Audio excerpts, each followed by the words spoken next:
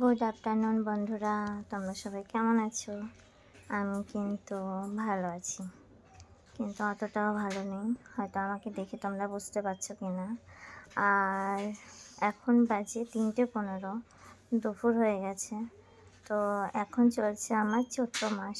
তো চৈত্র মাস সেহেতু আমি একবার ভাত খাই। তো দেখতেই পাচ্ছ এখানে কিন্তু আমার আছে বিট, গাজর, 2-3টে কাজু বাদাম, কিশমিশ আর কাঠবাদাম।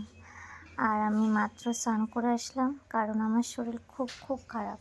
তো দেখতেই পাচ্ছ, দেখো আমার হাতটা কিন্তু ভেঙে গেছে অলরেডি। কালকে আমার হাতটা ভেঙে গেছে। তো এখন আমি আপাতত বিছানায় শুয়ে আছি।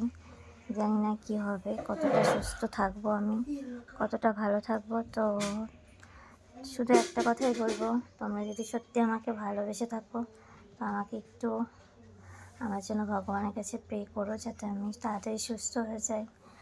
আর চৈত্র মাসে কিন্তু আমি সারা মাস কিছুই খাই না, একবার ভাত খাই। তো এইমাত্র যেহেতু স্নান করে উঠেছি, আজকে স্নান করাটা একটু দেরি হয়ে গেছে, কারণ শরীরটা খুবই খারাপ। কেন হয়েছে সেটা তো তোমরা দেখিয়ে বুঝতেই পারছো।